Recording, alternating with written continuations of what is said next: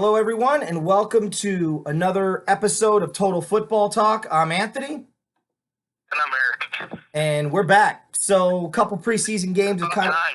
yeah, About right? time. I know. Jeez, coaching's been crazy. Got 27 guys to come out so far, with not counting freshmen. None of them are seniors, so it looks like I'm gonna have pretty good numbers next year when we're officially tackle football, somewhere in the 40s, which is where you want to be. But I'm putting that together and working. It's been nuts. Eric's got a lot going on, but today's show is going to be pretty simply broke down. We're gonna cover the two preseason games with the Rams and the Bears. We're not going to cover anybody else's preseason because it's preseason. No one cares. I'm going to touch on a couple of things. Then Eric's going to touch on a couple of things, and then we're going to jump right in to. We're going to wrap up this series where we're picking one team from each conference. We're going to do the final four divisions, both Souths and both Wests today. And then next week, when we do our show, heading into the fourth preseason game, Eric and I are going to do our official prediction show for this season and where we think teams are going to end up and how it's going to break down. It's fun to do, Eric, but I don't think we've really been close ever since we started doing the show. No, we have not. I mean, we're close on the Rams all year last year. You were close on the Rams when they went 4-12 after starting out 3-1. Yep. So, I'll give you that, but everything else has just been really up in the air. Yeah, we've been a little inconsistent on that front. So, all right. So, without further ado, I'm going to touch on a couple of things. Let's get the Bears out of the way first, because I know some fans are probably laughing, going, "Eric, you're 0-2 like we are. Don't be talking crap." But it's preseason, which is crap. I want to talk about preseason. Yeah. The 1985 Bears went 1-3 in the preseason. I wonder how that ended up. Yeah, right. Anyways, Look, listen, Mitch Trubisky has played one series. He handed the ball off 3 times in the first preseason game. Yeah. So they're running a very, very bland, vanilla offense. Not everybody's playing. The Bears' defense in the first game was swarming a little bit, but no Mack on the field, no Eddie Jackson. They had Lindix out there, which was great. Get him some reps in the Bears system. But really, it's been one of those, hey, we're just going to play regular 3-4 defense and just run through us. So let's see what you guys can do and, make plays. And that's what they're looking for mainly is how are you attacking the football? How are you adjusting to in-game play and whatnot? It's just nothing like what you'll see in the regular season. And if you do see this in the regular season, I have no clue then what Matt Nagy is doing at camp. But we also said that last year, who's going to play, who's not going to play. And the Bears ended up going 12-4 last year. So, look, I expect a little bit tougher of a competition this year, obviously. And, all they're doing right now is they don't care that they're playing. This is how much I care about preseason. I don't even remember who they played in week 1. Yeah, okay? I don't. But they played the Giants a couple of days ago. That's fine. That's great. They're not going to show the Giants anything because they play them in the regular season later on in the year. Yeah. But if they do see Daniel Jones later, they'll know what to expect. And he won't have the kind of game against them again that he has them in the preseason. And what they're gearing on is Green Bay only. And saying, our preseason is matching up for Green Bay. Yeah. That's what it is. Look, there's two. Also, the preseason. Sorry, Anthony. But the other big thing was the Bears kicker, and they went into camp with 2 kickers, Eddie Pinheiro and Elliott Fry. They cut Elliott Fry today, so right now it's Eddie Pinheiro's job to lose, which a lot of people are still taking the field. But if that's your biggest thing as far as your biggest camp story, then you every other position is pretty much solidified on your team.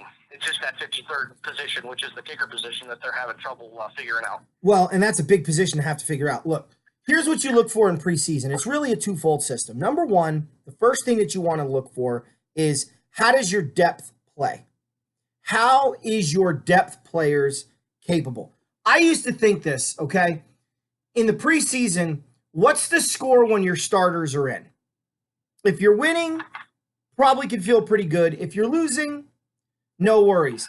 But as I got older, that changed. And it really does matter. The mistakes that you're making with your backups, are they correctable or is it a talent issue? That's the first thing you look for. The second thing that you look for is you look for growth from those players that are staying on the roster from week to week. If you have those two things, then you should feel pretty good about your team, provided you've got a talented team already. Preseason's really good for those teams that have like a lot of acquisitions, and they're trying to get them to gel together. So come week one, they're playing as a cohesive unit. I remember when the Packers got Reggie White, Sean Jones, and Andre Rison in '96. Brett Favre and the starters, they played the first preseason game, they played the whole first quarter. The second preseason game, they played the whole first half. The third preseason game, they played 3 quarters. The final preseason game, they didn't play at all, right? But it took them 3 games with substantial amount of playing time to really get going. And Green Bay benefited from it. They ended up going to the Super Bowl and winning it that year against New England. So, it depends on what predicament your team's in. Don't get too high on preseason. Don't get too low. Now, you say the Bears went 1-3 in '85. I will be fair. Every year the Rams have gone to the Super Bowl, that year in preseason, they were at least 3-1.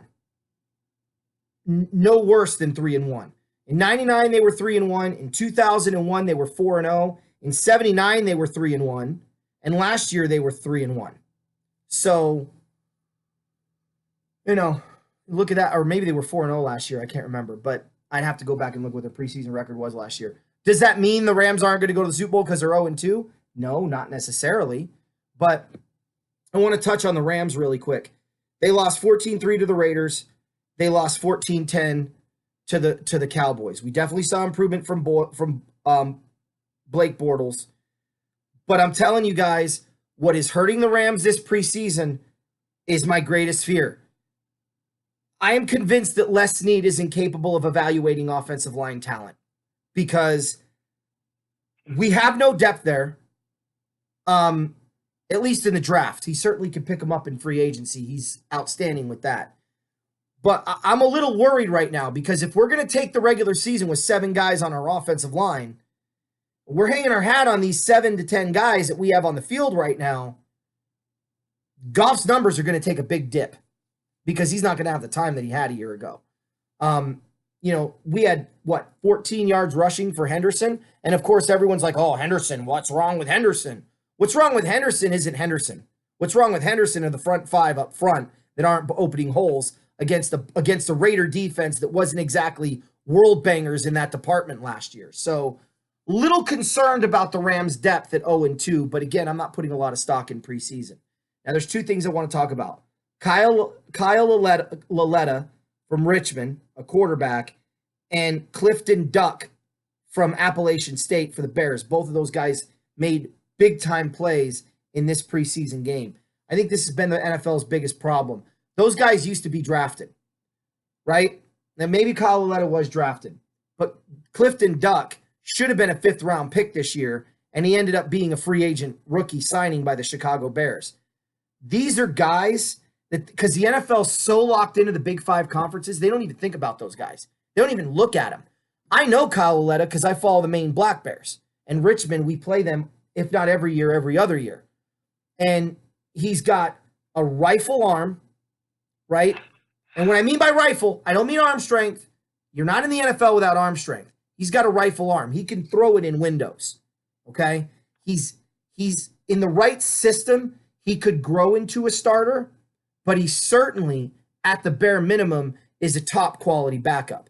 Daniel Jones looks great for the Giants, and the future Hall of Famer known as Eli Manning looks better this year than he has in the last couple of years, which I knew would happen with the Giants head coach, the guy they got from Minnesota.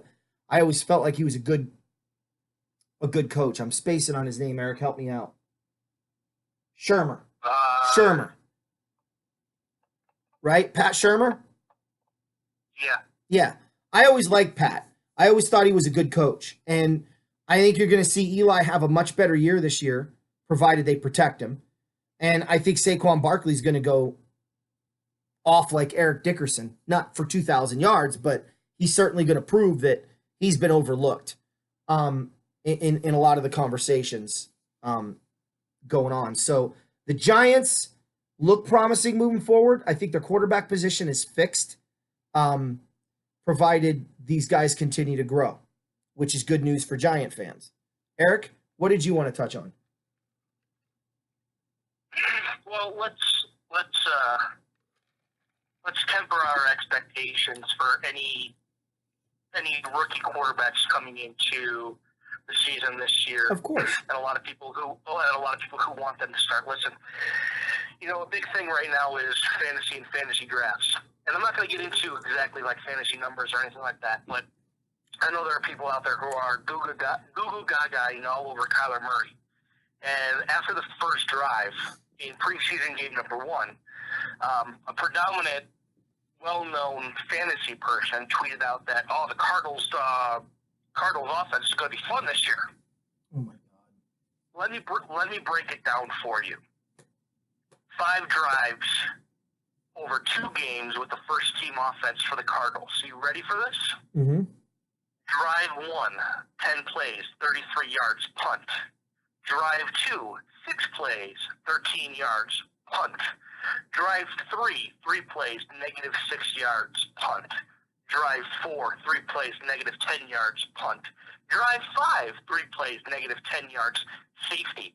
Exactly. Tell me again what you see that the Cardinals offense is going to be great to watch this year. Dude, hold on. I can, Eric, let me answer that question. They're going to be great to watch if you're playing against them.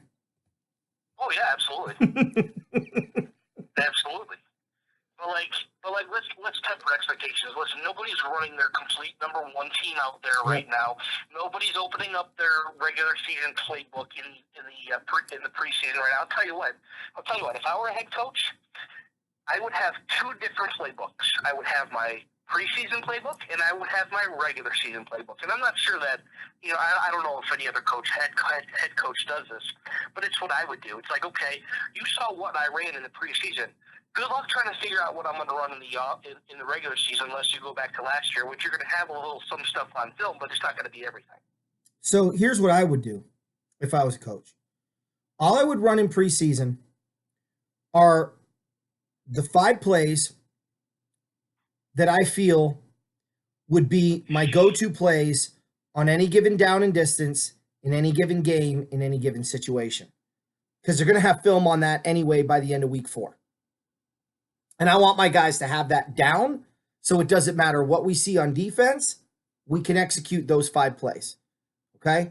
And they would be, for me, they would be 3 running plays and 2 passing plays. And that's all you'd get. That's all we'd run the whole preseason. On defense, it would be my 5 go-to defensive plays. 4 would be coverage plays. 1 would be a run stuffing play. And that's all I would run for the entire preseason. Then I'd open up my playbook. I completely get with you on that and agree with you. Yeah. So, because at that point, like I said, they're going to have film on those plays by the end of week 4 anyway. Oh, yeah. So you might as well have it down to a science.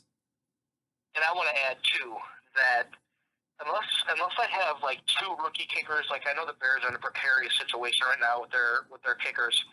But unless I had 2 rookie kickers or 2 rookie punters or something like that battling out for a kicker position or a punting position, okay, if I don't have that, then I'm going for it on 4th down. I'm going for 2-point conversions.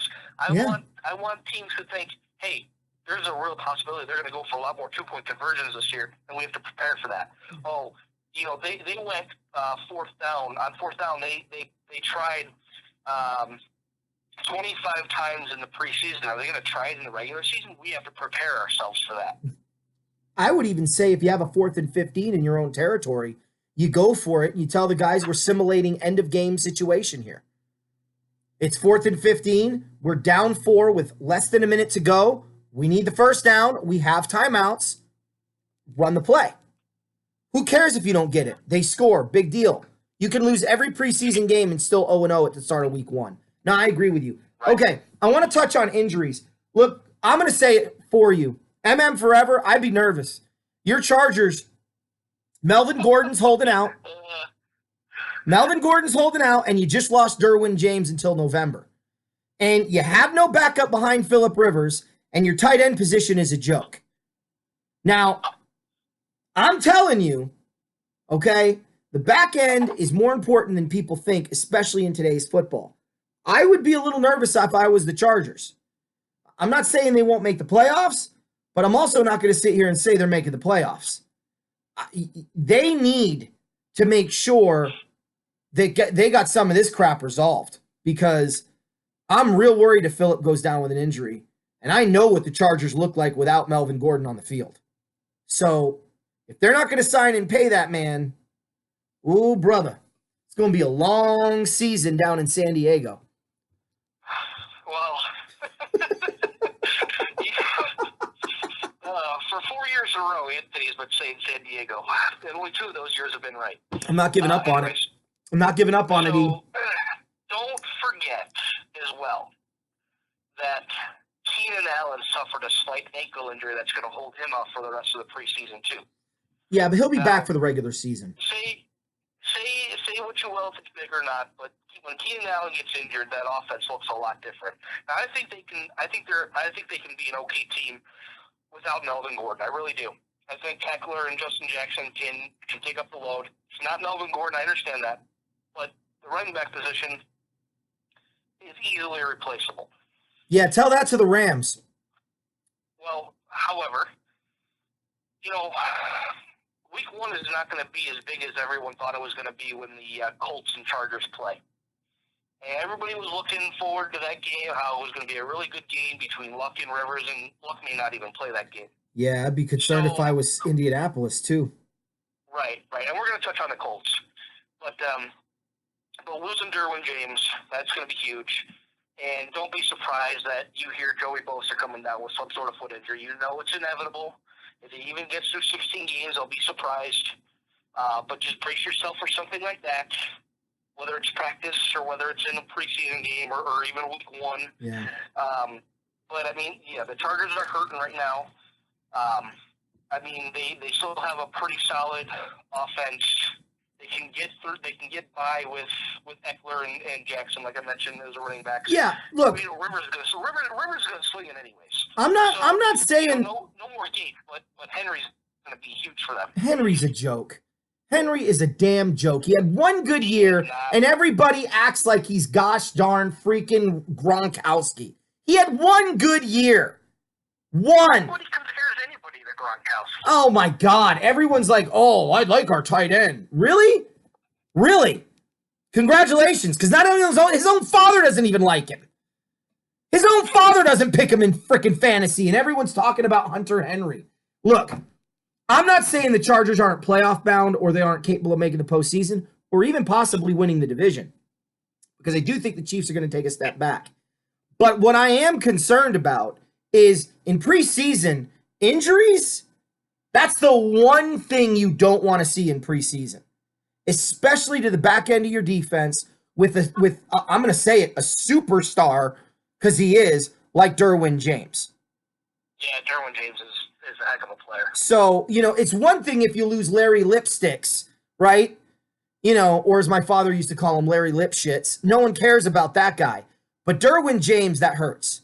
And again, Phillip Rivers, the one thing about old quarterbacks, Eric, and I know you'll agree with me on this, we saw it with Peyton Manning. Peyton Manning looked great the first 10 games of the season.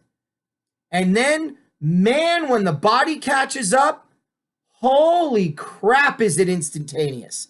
You don't just fall, you fall off a cliff. And God forbid that happens to Breeze or Rivers or Manning, because they will be in trouble. Oh, I think you've already seen it happen to Manning. You're starting to see it with Brady. I know he's getting Josh Gordon back this year, but I don't know how much that's going to help any type of deep ball, because you're always harping on him. He can't throw it. When all he has to do is go 10 yards. He can't throw it. But I think you've already seen it the last 3 years with Manning. That's not even something new you're telling anybody. Well, I will tell you, though. Breeze makes up for it for having a wide receiver who only goes 8 yards and makes a catch and then breaks it. Right. But I will tell you, Manning has had some arm issues the last few years, which, again, Yeah, absolutely. feeds into that point, right? And we saw Breeze and the way he fell off the wagon at the end of the season last year. So if that's a permanent fall, trust me, the fall's going to be a lot farther from grace than people want to admit. And it's sad to see. Right. I remember watching, God, Joe Montana retired just in the nick of time. Just in the nick of time because his arm was starting to fade at the end of that last season. But Terry Bradshaw, I have games of him from 1981 and 82. And I mean, he had no business playing football in 1982. None whatsoever. And the Steelers got lucky they made the playoffs that year, and that fall from grace was pretty difficult to watch. Roger Staubach in 79, he should have retired at the end of the 78 season. Fran Tarkenton, there was another one. Like, when you see these guys, Dan Marino, I mean, his last game is 62-7. That's a tough one to watch, Anyway, continue with injuries. Go. All right. The Lions suffered one to their number 4 wide receiver. I know it's not big news for a lot of people because, 1 and 2 wide receivers, 3 wide receivers are really the name for themselves. But they lost Jermaine Kearse for what could be the year for a broken leg and dislocated knee. He was going to make the team and be, and have play here for the Lions. But, the Lions, I don't think they were really, I don't know exactly how they were going to use them, but that still hits your wide receiver depth. Because if Galladay goes down, if any of their 2 or 3 go down, they're hit with very little to use as far as offensive weapons go. So it wasn't a big name. You know the name because he played for the Jets, but it wasn't one of those where, oh, wow, they lost their number 1 wide receiver, nothing like that. However, the Jets lost linebacker Avery Williamson to a torn ACL in the first preseason game against the Falcons when he was the only starter left on the field. And, he just turned 26 back in March, and he signed a decent-sized contract with the Jets. He was a good run-stuffing linebacker. He was a defensive play caller, had 120-plus tackles last year. So that's a big loss, especially, even with the Jets also having C.J. Mosley on there. That was a really good team that they had, but now they have to rely mainly on Mosley for the linebacking core. So, the Jets are going to feel that this year. That's just stupid. That's just stupid. Why leave him on the field? What does he have to prove? Nothing. He doesn't have to prove anything. All right. Well, let's get to the big one. I know you want to talk about this one. Go ahead. The big one. Which one am I missing? Antonio Brown.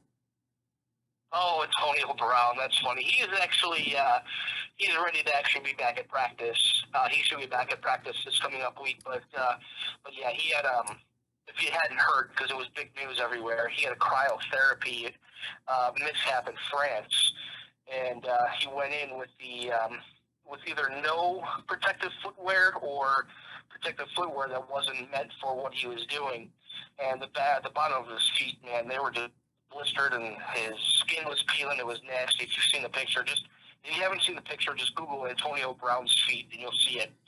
But I don't even think that was the biggest issue with him. The bigger issue with him was the helmet issue, which he wanted to wear. NFL said no, because that helmet style that you're wearing is not approved anymore. And he was having a little hissy fit about it. Well, okay, so that's funny that you say that, because this is the one and only issue that I agreed with Antonio Brown on. I mean, getting frostbite in France in the middle of December during the hottest month of the year, during the hottest month in history, he may be the only man in history with that claim. But putting that aside, the helmet issue. I'm sorry, but I've seen Gary Clark get helmet to helmeted by Ronnie Lott, who fired over the middle like a ballistic missile for the 49ers and got all side of the helmet, causing him to leave his feet, fall on his back, and just get plastered. Pop up, drop the ball at Ronnie Lott's feet, signal first down, and run back to the huddle and play the next play. Those are those helmets from the 1980s. These helmets today, I've seen people slightly graze the jersey and they go into a convulsive seizure because of the concussion. So it's hard for me to believe that the helmets that they're wearing today are safer than the helmets they wore in the 80s. I'm sorry. Because I'm sorry, you can tell me you're lying lies I should believe, but my truthful eyes do not deceive. And when I see somebody get rocked helmet to helmet and jump right back up, and then I see somebody barely graze their helmet on another human being and not get up, what am I supposed to think? The NFL got these new helmets because they wanted more money, because they're whores. They are legalized prostitution. That's all the NFL is. And once again, new gear. Now all these high schools have to adapt this new gear. And guess who gets the kickback money? Because the NFL has a contract with these helmets. So now all these high schools in every state in the country has to run out and buy these helmets, or they won't be approved by the people that do the protective gear commission in every state. So now the NFL, just by changing the helmet, probably made themselves between college and high school and Pop Warner somewhere around 3.5, maybe trillion, if not billion dollars. So I'm sorry, this isn't for player safety, and I'm not buying it. Follow the money and you won't be surprised. This is a money grab by the NFL, and now everybody has to follow suit or they can't play football. So Antonio Brown is right not to want to wear that piece of crap helmet because there's no guarantee it's going to protect him. And if he's comfortable wearing something else, isn't that more important? Player safety? I thought that was the NFL's concern. I guess not. Go ahead. Well, I just think that the helmets that the NFL has approved are the ones that are safer than the helmet that he was wearing. And I could be wrong. And I know Brown petitioned the NFL to wear his helmet. They said no, liability issues and whatnot.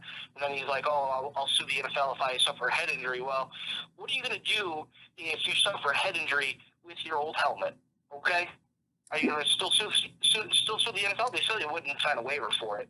So, there was no good outcome for either party where either one would be satisfied. Sure there was. If the NFL turned around and said to Antonio Brown, you want to wear your helmet, sign this contract indicating we are not liable if any injuries occur to your head. Period. Antonio Brown signs it. You don't have to worry about it. But here's the problem with these helmets. They're not tested in the NFL until after they've played games. You can't simulate that kind of crap. So, yeah, the solution was easy, Eric. You can wear your old helmet. Every NFL team must give you this waiver, and the NFL front office needs the signatures of everyone that wants to wear the old helmet by the end of the preseason. Period. Now, you've signed a waiver, so you said you will not sue. Now you don't have to worry about concussions. Now the players can wear what they want. To me, it's not rocket science. But anyway, I don't know.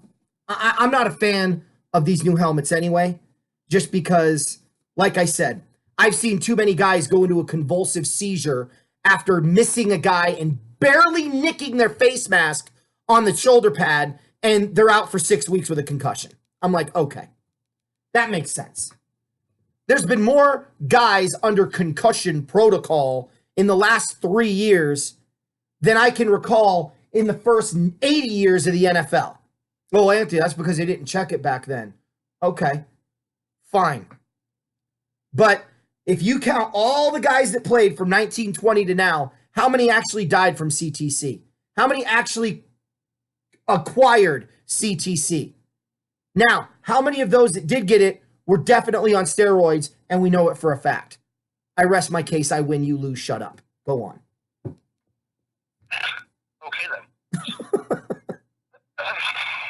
right. Well, that's really all I had for any type of news. Except, do you see Gordon or Ezekiel Elliott getting a new contract anytime soon? Okay, so I want to touch on this a little bit. The running back situation. I think we've already touched on this, so I'm not going to go overboard with it. But I don't think there's a more important position in the NFL than a running back. Tell me, how many Super Bowls has Aaron Rodgers won without a running game?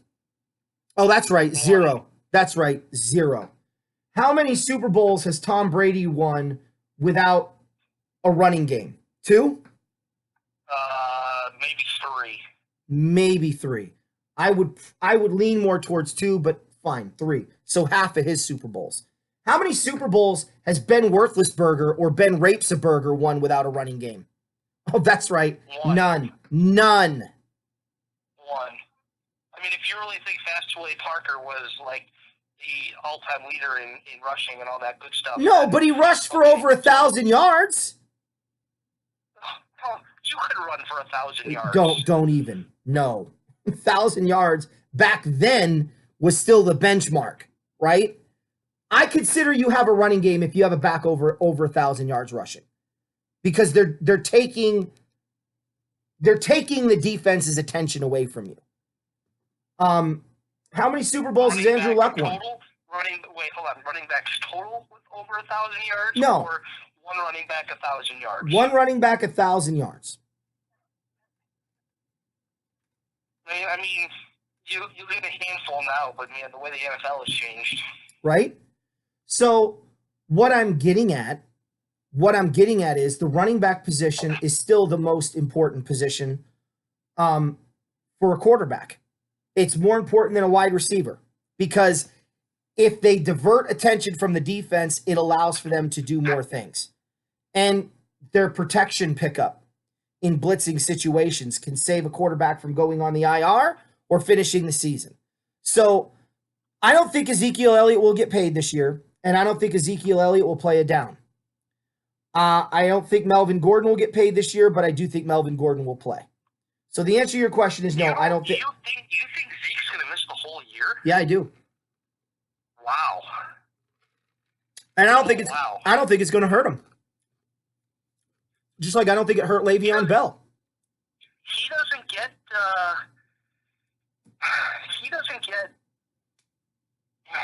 He loses a year of free agency by doing that. Doesn't matter. Pay him. Well, as we saw Le'Veon Bell do it. As KGB says at the end of Rounders, pay him. Pay that man his money. Yeah, no, exactly. I mean, you can't tell me Ezekiel Elliott isn't worth every dollar. And I love these experts. Oh, the running back position, though, the lifespan isn't that long, and these guys get injured really quickly. Oh, please. Please. You're going to tell me the quarterback position? Like, let's look at the quarterback position. Carson Wentz? Is he still worth every dime? How many quarterbacks are being paid way too much money and they don't do nearly enough work? Quarterback is the most overpaid position in football. Now, you can't win a Super Bowl without a quarterback, but if you have a great quarterback, you can't win a Super Bowl with just a quarterback either. And this is why, as much as I hate Tom Brady, I give respect to him, because he learned early on, you cannot win a Super Bowl without pieces around you. So it doesn't matter to be the highest paid quarterback. It matters to have good players around you that are also getting paid. I think Jared Goff's deal gets done probably in the first quarter of the season, no later than the halfway point, and it'll be a blip on the radar and no one will understand. Because he's not going to get paid as much as everyone thinks he wants, and he's definitely going to get a pay raise, but it's going to be an amount that people are going to be like, well, Jared Goff pulled a Tom Brady. Either that or the Rams don't think he was very valuable, and they were able to bamboozle him into a lesser money. When in all actuality, Jared Goff is going to take lesser money because he wants to keep winning. Because that's what the great ones do. So, I mean, Joe Montana left San Francisco to go to Kansas City, and he was making about the same that he was making in San Fran. Couple million more, not much. He wasn't being paid as much as Steve Young, but he still played because he loved the game, and he took less money so they could get Marcus Allen, so they could re-sign Neil Smith, so they could go after Burt Emanuel or J.J. Burden and Keith Cash from Oakland. They were able to sign him. They were able to re-sign Dan Saliamua and Derek Thomas because of that. So that's what great quarterbacks do. People like Aaron Rodgers, they're not great. They're good, but I wouldn't take them. I wouldn't take Aaron Rodgers at all. I'd take Brett Favre. I wouldn't take Aaron Rodgers. You can have him. I'd take Phillip Rivers. I don't want him. I'd take Phillip Rivers in a New York minute over Aaron Rodgers. In a New York minute. Yeah. Huh? Yeah, I don't want Aaron Rodgers. I don't even want Aaron Rodgers in his prime. I'll take Phillip Rivers in his prime. I'll take Breeze in his prime. Anyway. So the answer to your question in a long-winded way is no, I don't think either one's going to get paid. Although I do think one will end up playing despite not getting paid, and I won't be surprised if Zeke misses the whole year to make a point. Because if Dallas ends up going 5-11, 6-10 without Zeke, trust me, they're going to pay him next year. Yeah. Because I love that Dak Prescott's getting all this attention. Oh, they got to pay Dak. You're going to pay Dak over Ezekiel Elliott. Are you serious? Well, they also want to sign Cooper too. It's fine. You tell Dak you're a bottom tier quarterback with a good roster. Okay. I get where you're coming from with that, but who's likely to have a longer career as far as years go, Prescott or Elliott? Well, I mean, with the way they protect the quarterback, that's like asking who's going to have a longer career, a kicker or a wide receiver or a defensive lineman. I mean, come on. But is the question longevity or is the question Super Bowls? Well, the question is always Super Bowl. Okay, so Ezekiel Elliott's your answer, not Dak Prescott.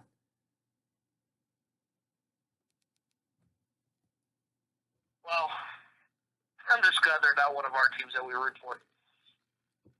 Look, I know the Rams are the bottom line, right? Oh, look, they paid Todd Gurley, and now he's injured, and they don't know if he's ever going to be the same, and he has an arthritic knee, which means he only has a couple years left to play. That all may be true. And the Rams, they played roulette, and it came up, snake eyes.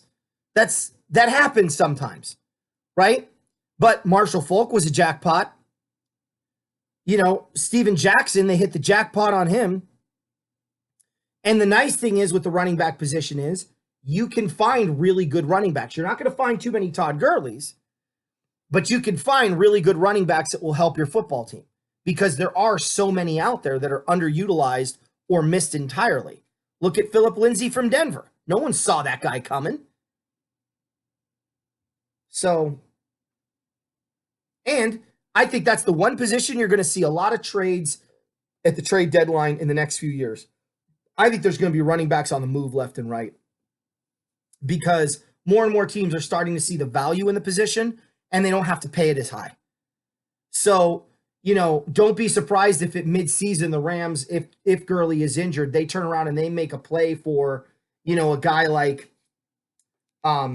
maybe Melvin Gordon, or if they make a play for a guy like, Philip Lindsay from Denver or something like that. Give up a second round pick and maybe another player and some cash, and, you'll probably get him. I mean, just because teams don't seem to value the position at all. Alvin Kamara. I don't think he'll be in New Orleans his whole career. So, I don't know if you'll see too much of that anymore. But anyway, you want to get to the teams? Let's get to the teams. All right, we'll start in the AFC South, and we're going to start with those Indianapolis Colts. Look, we both picked them in our preseason picks to make it to the Super Bowl. I would say they have the running game, they have all the pieces in play, and although I think quarterbacks are overpaid, I do think you still need a great quarterback to win a Super Bowl. I'm not saying you don't. Without Andrew Luck playing this year, the Colts don't stand a chance. So for me, I'm curious what this injury is, how long this injury is going to be, and what the effects are on Indy, because they've got pretty much everything else in play. But if they've got to lean on, Jacoby Brisket, as I like to call him, or whoever else their backup is, they're in trouble. Yeah, looking at the Colts, so they really didn't do much at the start of free agency. That's not to say they didn't do anything. I mean, they had a great draft the previous year, getting Quentin Nelson on the offensive line, getting Darius Leonard as their linebacker, who actually won, Defensive Rookie of the Year and led the world in tackles last year. But then apparently, during OTAs, Andrew Luck had a calf injury, and the calf injury migrated to an ankle injury. I didn't think that was possible. But then the Colts said, "Oh, it's not a high ankle injury." Blah blah blah. So they're keeping it hush hush, whatever it is. I'm beginning to think Luck is very fragile, and I think he got lucky last year, going like 8 straight games without being sacked. You look at their first 2 games; they're actually tough games. They play the Chargers, and pardon me that I don't know who their second game is again. So I'm actually going to look that up now. But they're at Tennessee. I had a feeling they'd start out like 0-2 or something. They're at Tennessee. Their game is at Tennessee, which is actually, depending on what Tennessee does at quarterback, because there's rumblings that Tannehill can be the starter at quarterback for Tennessee, which I think is a big mistake. That actually is a winnable game now if Luck plays. Now, we don't know what's going to happen. There should be some more information coming out during preseason week 3 about Luck. However, let's get into what they have done. And they pretty much kept their core intact. They upgraded, if you consider it an upgrade, but they upgraded their wide receiver. They did get Devin Funchess, who's a decent route runner. It just seemed like Cam Newton really never looked his way. Hey, look what Andrew Luck did for Eric Ebron's career last year and throwing him all those touchdown passes in the red zone. I mean, it was sick. They still got T.Y. Hilton burning out on the outside. They got a second-round pick from the draft this year. His name is Paris Campbell. He's a little nicked up, but he should be all right for the regular season. But I think their best move that they made was actually teaming up Darius Leonard with Justin Houston. Yes. After Kansas City cut Houston, the Colts went out and signed him to put him on D. I thought that was a huge underrated move on the Colts' part. Yeah. I still like them. I like them overtaking the Texans. Even if Luck doesn't come back until week 3 when they play their first home game, I still think they're in good shape. So but if this is 2017 all over again, where he's out, they call him out for a week, and then they call him out for a month, and they call him out for 2 months, and then they call him out for the season, then the Colts are done. Oh, for sure. Look, I think the Colts will be done. I don't think they'll have a first round. I don't think they'll have the first overall pick. I think they'll probably be 8-8, 6-10. I think they're that deep. And I like Frank Reich. They'll run the ball. I do think Jacoby Brisket, as I like to call him, will be an improved quarterback 2 years into this system. They still have talent and weapons on offense. Andrew Luck, he's not. Are they good enough to overtake Houston? Look, I'm a little concerned, and here's why. Their schedule is not easy. They open up at the Chargers. I think if the Chargers, look, they're not going to have Melvin Gordon. They're not going to have Derwin James. I'm picking Indy, even with Jacoby Brisket at quarterback. Okay? Now, after that, they're at Tennessee. Look, Tennessee's going to run the ball. Indy's going to have to prove they can stop the run. It's going to be a shorter game. Who has the better talent on which side of the ball? That's give and take. I could see them losing to Tennessee and going 1-1. After that, they're at now. Obviously, if Andrew Luck plays, I think the Colts will be 2-2, no problem. But let's just say he comes back week 3. Home against Atlanta. I think the Falcons are an improved football team, but I think the Colts are slightly better, so I'll go 2-1 there. Home against Oakland, I'll go 3-1. And then they go to Kansas City. I'm going to go 4-1. before they hit their bye week. Then they come out, they play Houston, 5-1, Denver, 6-1, at Pittsburgh, it could be 7-1, right? This is if Andrew Luck's playing. I'm going to show you how different this looks in a minute. Then they come home to play Miami, 8-1. Jacksonville is one of those teams I think are going to beat them. I think the Jags are sneaky, and they still got a lot of talent, and I don't think that their quarterback is all that bad. I think he might be able to prove, Foles, that he can be a starter. So I'll put him at 8-2. At Houston, they lose that one, 8-3. Home against Tennessee, 9-3. At Tampa, 10-3. At New Orleans, 10-4. Carolina, 11-4. At Jacksonville, 12-4. I think that'll be when they overtake Houston that final week of the season. I actually think Jacksonville and the Colts are going to split this year, but I think they're going to split on each other's home field. Just because Foles is really good in a dome, and you know he's good. I mean, I have no issues with Nick Foles at quarterback, and I think Jacksonville is going to be a little bit better this year than people think. But listen to how this whole thing changes with Jacoby Brissett at quarterback, because at Tennessee, I don't know that they win that game. They're 1-1, right? Then they're home against Atlanta. I don't know that they win that game. They're 1-2. Home against Oakland and at Kansas City. They could be 1-4. They come out of the bye week against Houston, 1-5. Denver, Pittsburgh, Miami, I think they beat.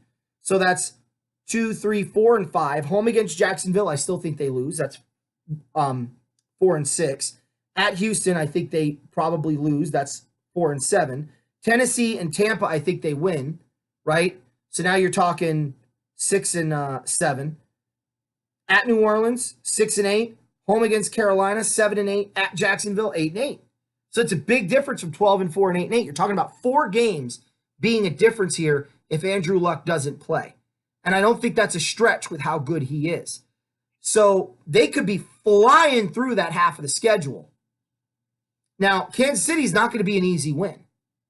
But I think Andrew Luck learned from his mistakes. I do not believe for a minute, not for a minute, that Mahomes is going to be better than he was last year. I still think he's going to be good. I don't think he's going to be that good. So with Luck, I got him going 12-4, first round bye, maybe the best record in football, maybe the second best record in football, and they're well on their way to go to the Super Bowl like me and you talked about.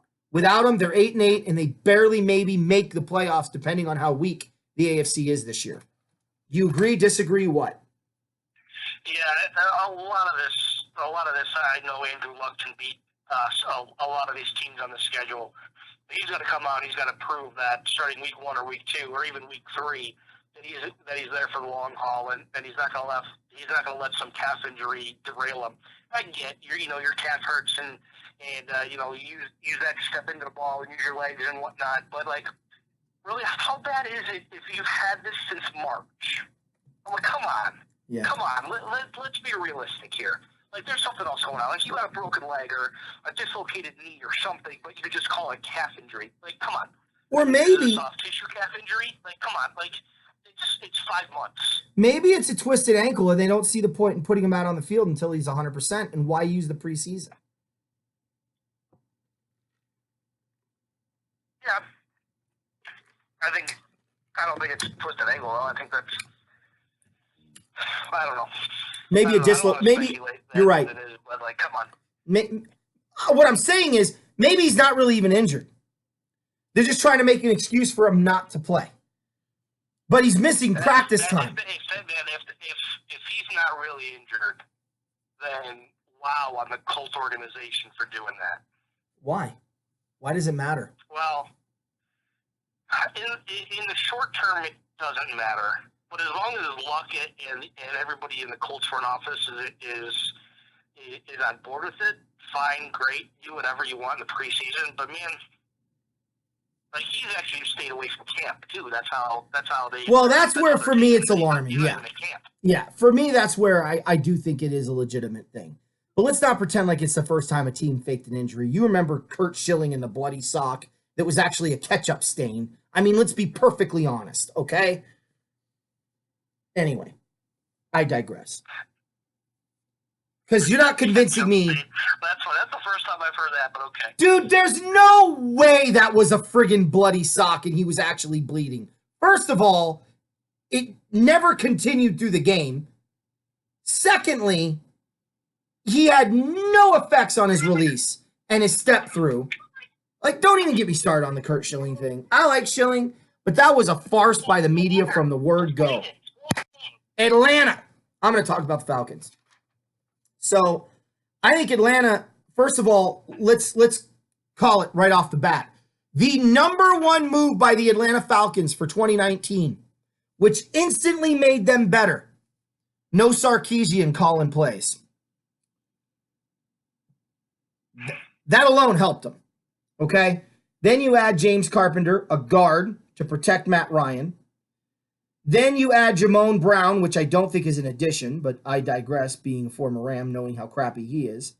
But John Wetzel and J.J. Wilcox for depth purposes, I think that's all going to help Atlanta. Calvin Ridley with another year under his belt, Julio Jones, those wide receivers, Devontae Freeman, an underpaid, underrated running back who's had some injuries, is back. I think Atlanta goes into this season, if they stay healthy, in really good shape. Now you look at their schedule. They open up at Minnesota. That's a win. They go to Philadelphia. That's a loss. They're at Indy. If Luck plays, it's a loss. If Luck doesn't play, it's a win. I'm going to operate under the assumption Luck plays right now. So that's 1 and 2. But then they're home against Tennessee, win. At Houston, I think is a win. At Arizona, definitely a win. Home against the Rams, a win. So now you're looking at 1, 2, 3, 4, 5. Home against Seattle, a win. They're 6 and 1. They hit the bye week. Then it gets rough. At New Orleans, I think is a loss. At Carolina, I think is a loss. Home against Tampa is a win. New Orleans and Carolina at home, those are wins. So now you're looking at 9 and 3. At San Francisco, the Niners always have their number. And it's one of those things. It's like when the Saints play the Vikings, I never pick New Orleans, even if they have clearly a better team. Sometimes that works. Sometimes it doesn't. I'll go with the Niners there. That's 9 and 4. Home against Jacksonville, I think that's, going to be a win. And then at Tampa, if they even need to play at that point, 11 and 5, 12 and 4, I think you could see Atlanta as good as, you could throw in a few losses here. Maybe the Rams beat them. Maybe Seattle beats them. But I could see them going anywhere from 12 and 4 to 10 and 6. Eric, your take. Yeah, I see more of a 10-win team for the Falcons, and I actually think they're a lot better than last year. They're keeping a lot of their defensive core intact. They did bring back Adrian Claiborne this year. He was in New England last year, but they brought him back. Played in Tampa years ago. Was drafted by Tampa actually 8 years ago. He spent 3 seasons with Atlanta, left, and came back. So there's something down in Atlanta that a lot of guys like playing for, as far as wanting to play for the Falcons and that organization. I do agree with you that Sarkisian not calling the play is going to help. And they bring back a familiar face, too, that really made the Atlanta Falcons offense a lot better in offensive coordinator Dirk Cutter. So that's where his calling is. It's not as a head coach. Stay as an OC and decline all head coaching requests. But what they also did, they used their first two first-round picks on offensive linemen. Mm-hmm. And that's what the Falcons really struggled with last year. They drafted Chris Lindstrom and Caleb McGarry. Caleb McGarry, there we go. Ryan was getting beat up behind that line of scrimmage and getting sacked a ton. Not as ton as Deshaun Watson, who was sacked 62 times last year, but Matt Ryan was getting hit hard a lot of times. So what they needed to make sure that Matt Ryan was protected. And when you have 3 good wide receivers in Sanu and Jones and Ridley, who's coming into his own, that's just going to help the offense more. Austin Hooper can be a really good blocking tight end, or he can go out and catch passes. He's definitely a dual threat tight end that a lot of teams covet. They covet him so much they traded a tight end, Eric Sauber, to the Patriots a couple weeks ago, and because they knew he wasn't going to be able to contribute much this year, and New England's like on the search for like 700 tight ends to bring into camp. Yeah. They don't have Matt Bryant anymore. I think they upgraded their kicker position with Giorgio Tavecchio, who was with the Raiders when Janikowski went down, and then the Falcons signed him. That was a huge move for them. Yeah, I like that kicker. So they don't have to, what's that? I like that kicker. I do like that kicker. Tavecchio, he's got a really strong leg and he's young too, so he's hungry to go out and make kicks for them. And then they let Kevin Coleman go, who signed with San Francisco, and they're counting on Freeman to be the workhorse along with Irv Smith as his backup. So, there's no more tandem running game there. It's Devonta Freeman and then Irv Smith to spell him on when he needs a break. Yeah, and so look, I like the Falcons offense going forward this year. I do too, and that's why I said 11-5. I know I said 12-4, maybe 11, but they're not 12-4.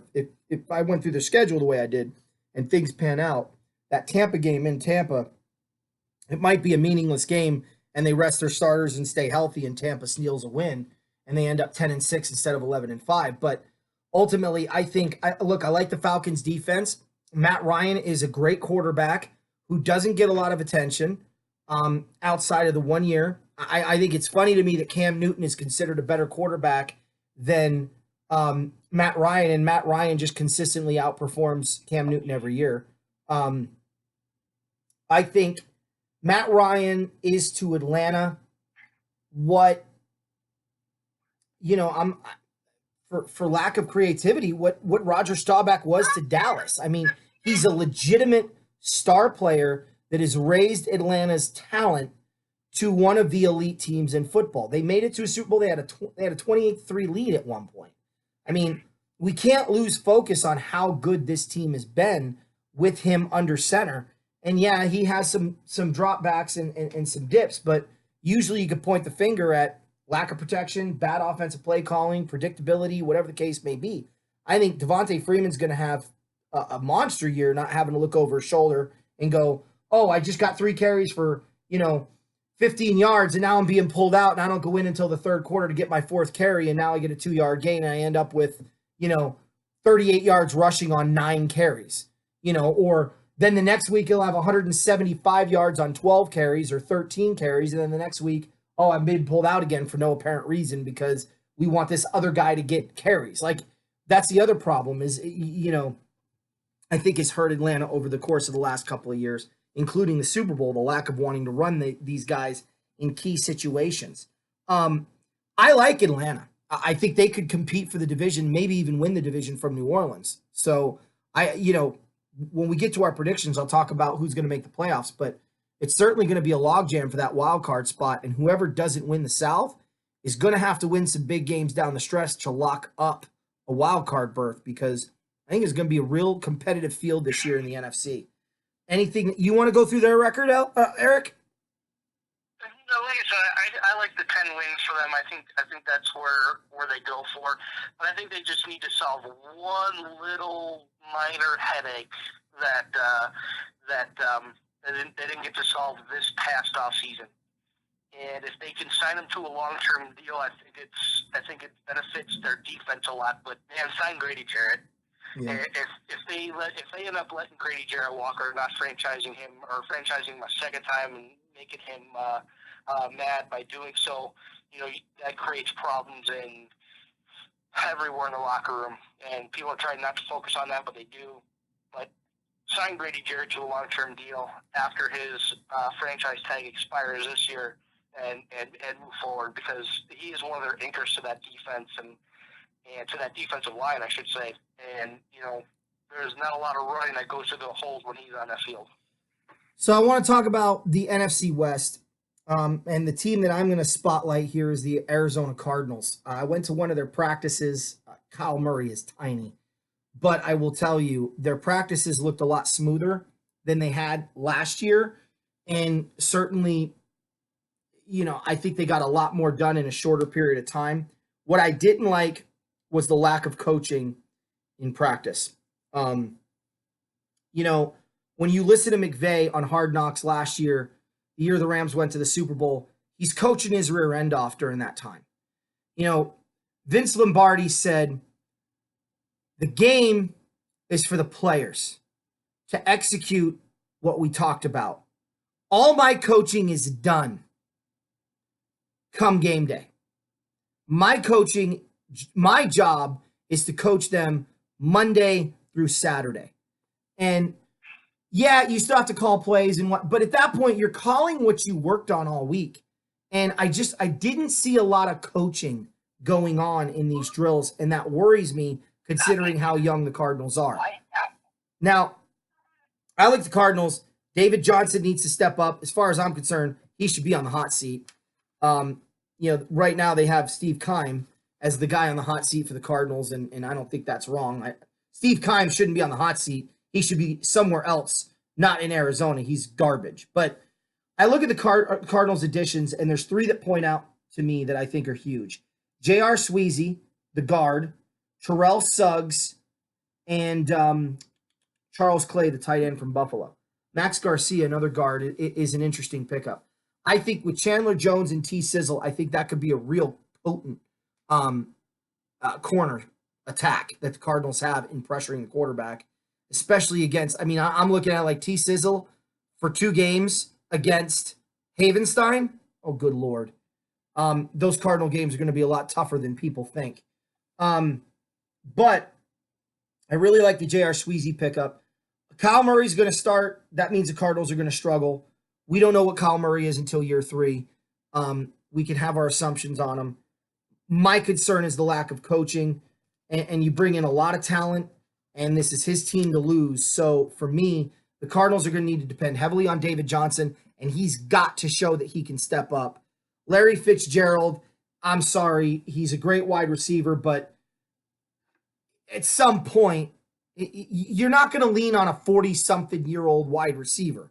I know he's not 40. You get the point, though. He's in his mid-30s. This is an interesting position the Cardinals are in with Larry Fitzgerald, and I don't necessarily like the additions they brought in, and then Hudley, the guy from Green Bay, is his backup in Kyle Murray. So I worry about the Cardinals, Eric, as far as their depth and their coaching, but I like some of their additions, and I think the Cardinals could be a very surprising team in 2019 in the sense that I don't think they're going to be the doormat of the NFC West. I dare say they could be 3rd, maybe even 2nd in the division, depending on how the 49ers do. I want your take before I go over the schedule. Well, first, let's start with the last name that you talked about, Larry Fitzgerald. He actually turns 36 at the end of the month. Yeah. And I know I've been saying for 2 years that it's probably his last year, but man, make it your last year, Larry. Come on. Like, I don't want to see you go out like on a bad team and a team that struggles and whatnot. But that's what you're doing. And you love the game. I would be the last person to tell you when to retire. You know when to retire, not anybody else. Only you do. Suggs, he's going to be 37 in October.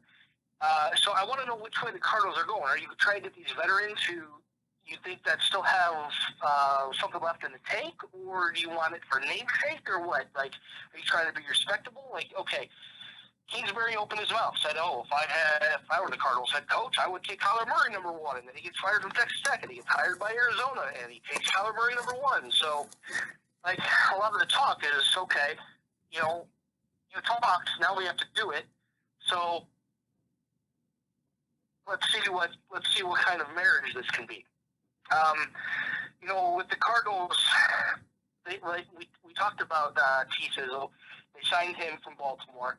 I honestly only think he might be around for this year, maybe next year at the most. I really don't see him having many more years after this. But then they went out and signed a patch-up wide receiver in Kevin White, who can never stay healthy. Charles Clay, you mentioned. I like the signing. I'm curious if he's able to revive his career in Arizona, and if he isn't, that's just the long list of tight ends who the Cardinals can't get anything out of. That's their black hole right there. But if they are able to get a lot out of Charles Clay, hey, more power to Clay for going there and being a security blanket for Murray, because that's what he's going to need.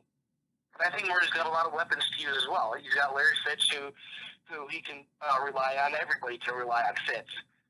But I also like the second-year wideout Christian Kirk. I don't think Murray's going to be able to overthrow him. That's how fast I think Kirk is, and how good I think he can be.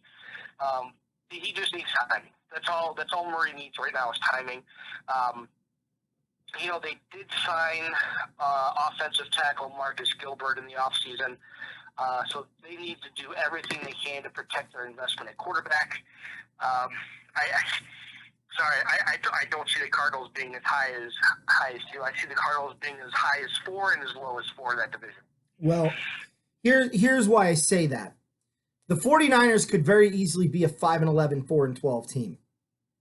I think Seattle is going to upset a lot of people who went and bet in Vegas this year. I think Seattle is going to be, let's put it this way, I'm as excited to watch Seahawks games this year as I am Patriot games. Because if I'm right, it is going to be hilarious watching people try to explain this away. So let me go through the breakdown. The Cardinals open up at Detroit, home against Detroit, sorry. They open up with the Lions for like the 90th time in their history. I swear to God, every year it's week 1 with Detroit, whether it's at Detroit or home. Well, that's what happens when you're in third or last place every year. Yeah. So they're home against Detroit. I think that's going to be a win. I think Cardinals will get off to a good start. At Baltimore, it's going to be a loss. I'm not going to sugarcoat it. Home against Carolina, they'll win one of these 2 games. Home against Carolina or home against Seattle. I could see them winning one of those 2. So they'll come out 2-2, and people are going to be like, hey, and then the roof's going to cave in. Loss at Cincinnati, loss at Atlanta, loss at New York, loss at Cincinnati, loss at home against Atlanta, loss at New York, loss at New Orleans. The 49ers at home on Thursday, I think they can steal that one. And then at Tampa Bay, I think they'll win that one. So they're already sitting at... That is a brutal stretch from week 5 to week 11. It is. And that's 4 wins, though. So they're better than last year. Okay? At San Francisco's a loss. They got a bye week. They're home against the Rams. That's a loss. Home against Pittsburgh. That's a win. At Cleveland. Stop it. I'm telling you, dude. I'm telling you. Pittsburgh, this is 1988 all over again. Go look at Pittsburgh's record in 88. I think they'll match or beat that. All right? Home against Cleveland, they'll lose. At Seattle, could be a win because they always play Seattle tough in Seattle. I have that as a question mark, but I have that as a win. And then at the Rams, I could see the Cardinals doubling their win total from a year ago and going 6-10. I could see them as bad as 4-12. I could see them losing to Seattle and Pittsburgh, right? But I could still see an improvement from last year, which isn't hard to do considering how bad they were. But the Cardinals, for me, are in that tweener stage where you're 100% right, Eric. They've got to decide, are they going to be young and the next big thing? Are they going to be balanced with youth injected with veteran experience and try to win right away? What are the Cardinals doing? We don't know. David Johnson is the difference between 4-12 and 6-10. If David Johnson can run on Pittsburgh, the Steelers are in trouble. If David Johnson can run on Seattle, Seattle's in trouble.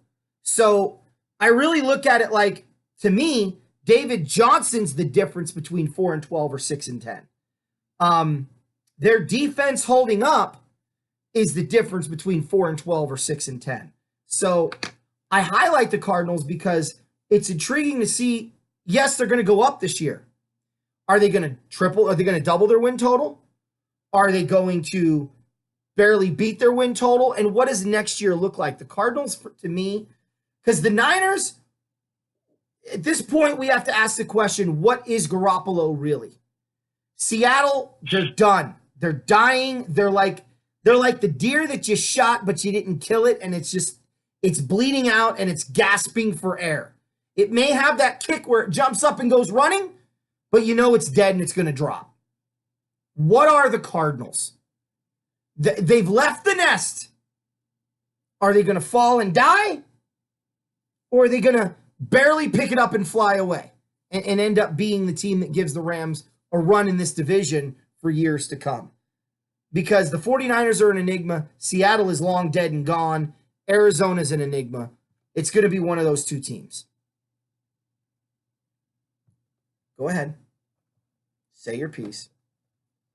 There's nothing more to add. I mean,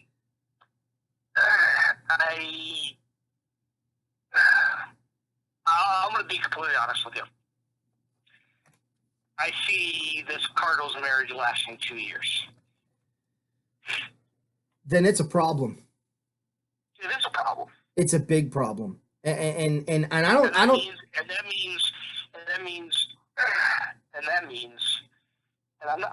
curious what the Cardinals do when they have a bad year. Let's say they go 4-12 or 5-11. Okay, I'm curious. Does Kine stay for another year? If he doesn't, then you bring in a GM who knows if he wants Cliff Kingsbury. And if that GM doesn't, and they have another bad year, 6-10, 7-9, 5-11, Kingsbury's gone, then they have to deal with Kyler Murray.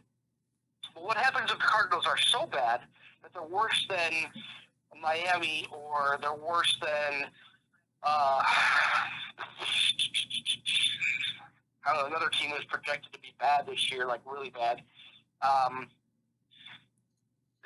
What happens if the Cardinals are at number one again and nobody wants to trade with them and they're forced to take Tua or somebody else? I mean, you don't take a quarter, Eric. I don't think they would. I think they would try to trade down. But well, and even if they don't, why? Because I heard this before. I don't see good things on the horizon for the Cardinals yet. I just want to ask one question. Why do people think if you're number one, you have to draft a quarterback? Why? Thank you. Why?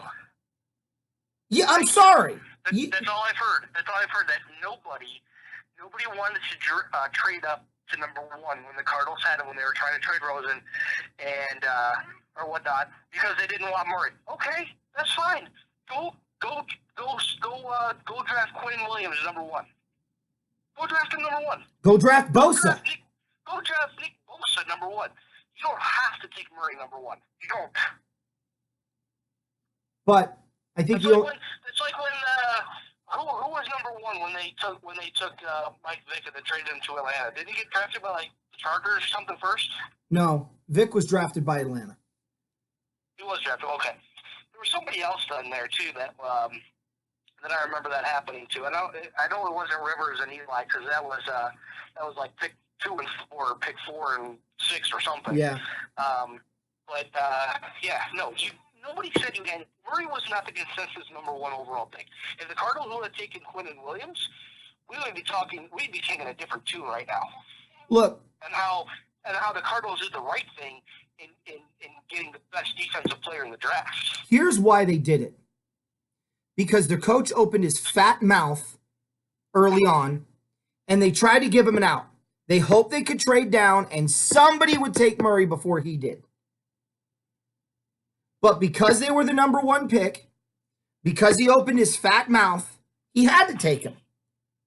That was a unique situation. I don't think that's the standard bearer. Very unique. Okay? Now, and I will tell you, whoever is number one, if they want to trade out, there's about 9 teams that will take Tua next year. Oh, absolutely. Absolutely. They'll have their plethora to choose from. So, the AFC West team that I want to touch on is the Denver Broncos. I know we talked about the Raiders, but I changed my mind. Are you okay with that? Yeah, I said I was fine with the Broncos. Okay.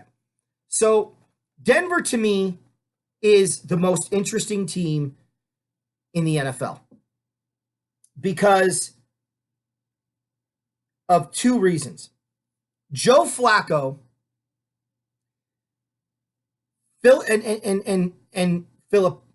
not Philip Lindsay. He's the running back. I'm sorry. Joe Flacco and their defense. Vic Fangio's our head coach.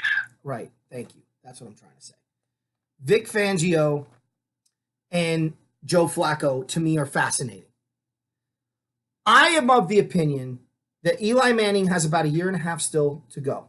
And I say a half a year because if the Giants are smart, he'll start this year. They'll start him through the first 8 games next year. And depending on how they're doing, they'll make the switch. I think personally the Giants will be around 500 and Daniel Jones will be ready to take off. Flacco, I think, still has a lot in the tank. Like 3 to 4 years in the tank. You're talking about rarefied air. You're talking about, all those Saint fans that think the Superdome is as big of a deal as they like to pretend it is. Let me tell you something. You're nothing compared to the Denver fans. I'm sorry. You're not. That stadium truly provides home field between the weather, between the altitude, and between the fans. Denver routinely is a tough place for people to go in and play. Now, I think Joe Flacco's best friend is going to be Phillip Lindsay. You look at their wide receiving cores, you got Emmanuel Sanders. You've got, where is he? There you are. Cortland Sutton. Yep, Cortland Sutton. Deshaun Hamilton. And there's another one that I like, which is Tamrick Hemingway, former Ram. He's a tight end. He's a good run blocker. He's got hands, soft hands. And I think he could be to Denver what Ebron was to Indianapolis last year. A surprise who turns out. Now, I know their starting tight end is Jeff, Heuerman?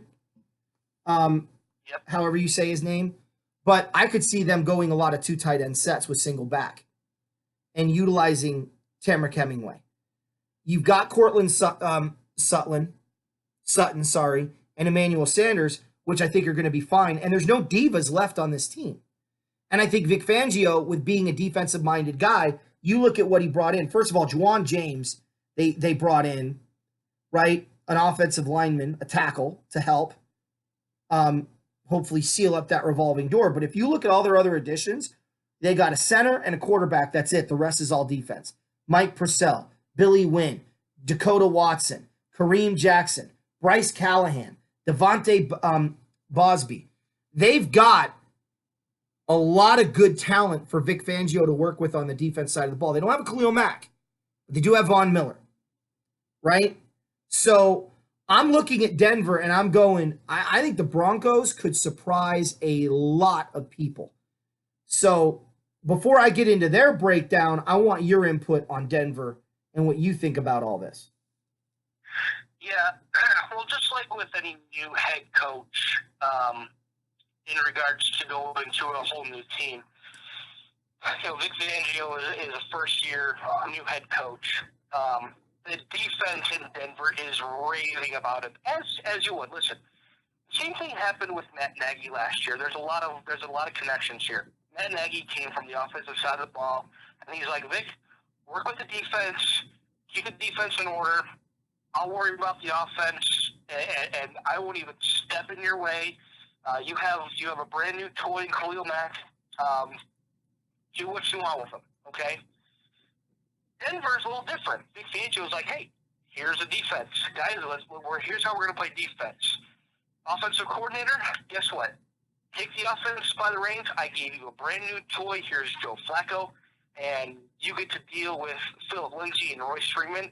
Have fun with your 2-headed monsters at running back. Have fun with your trio or quartet of wide receivers that we've given you. And don't even worry about the defense. I'll take over the defense, and while being the head coach, you worry about that offense. Yeah. Flacco's got a tremendous arm. We've seen Flacco throw in Denver. He threw a freaking 60-yard bomb or 70-yard bomb to his wide receiver in the playoffs, and Baltimore won. What was that, back in 2013? Yeah. They went to the Super Bowl. Mm-hmm. That was such a great throw. Flacco still has the arm.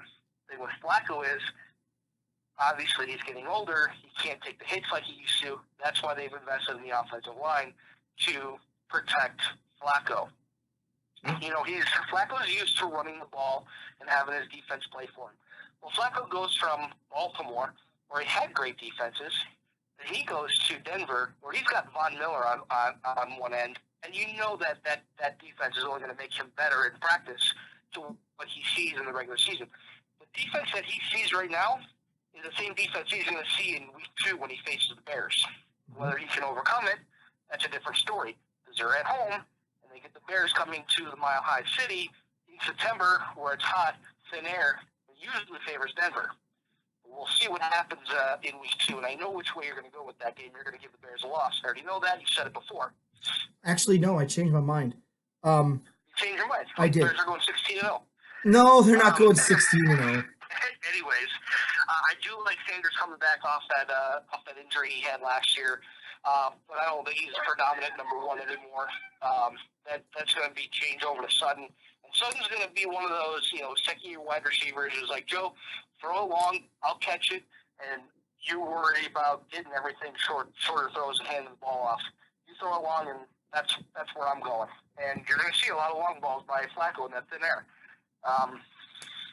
So here's what can I say about the Broncos? They could surprise a lot of people and be second in that division and challenge for a wild card. I think that if injuries continue to hobble the Chargers, that Denver could be a real nasty place to play when the Chargers come to town. It's always a nasty place to play when the Chargers come to town because the Chargers can't win in Denver, but especially when the Chiefs come. Yeah. So I look at it this way. I think the worst I see Denver doing this year is 9-7. I don't know if that surprises you. That's the worst. I could see them as high as 12-4. Now I'm going to break down what I think is going to happen. Week 1, Monday night at Oakland is a Denver win. I think the Raiders are going to be a tough opponent, but ultimately I just think there's too many issues in Oakland and too many question marks on Antonio Brown. And, that diva can really make things go south in a hurry. I got Denver making a W there. Home against Chicago, I'm 50 on this. To stay consistent, I'm going to give Denver a win here. But I'm going to tell you I actually think the Bears are going to win. I'll tell you why.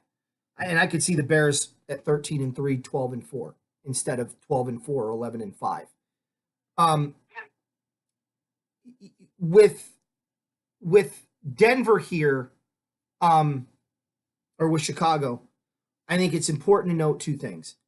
If Khalil Mack is able to get pressure off the edge, and he can, we know he can. But the question is, can the interior defense get to Flacco, and can they stop the run? In that rarefied air, if the game is close in the fourth quarter, the Bears are going to lose, and I'm going to stick with it. But if they've got a 2-touchdown lead in the fourth quarter and they could just stall Denver, I could see them winning this thing by a touchdown or less. So I'm going to stay consistent, and I'm going to pick Chicago to lose this game. But I will tell you, I actually think Chicago is going to pull that one out. Okay? But for the purpose of this, let me just go through this. Let's say Denver wins, they're 2-0. Then they're at Green Bay. I think that's an easy win. They're 3-0. Then they're home against Jacksonville. Again, easy win. That's 4-0. I think they lose to San Diego to go to 4-1. I think they beat Tennessee. And they go 6-1 or 5-1, whatever it is. 5-1. Kansas City at home, I give them the win at home. That makes them 7-1. Then there's a struggle here, right? Because after that, they go to Indy, home against Cleveland. I think those are 2 losses. So now, you're flirting with what is that? 1, 2, 3 losses.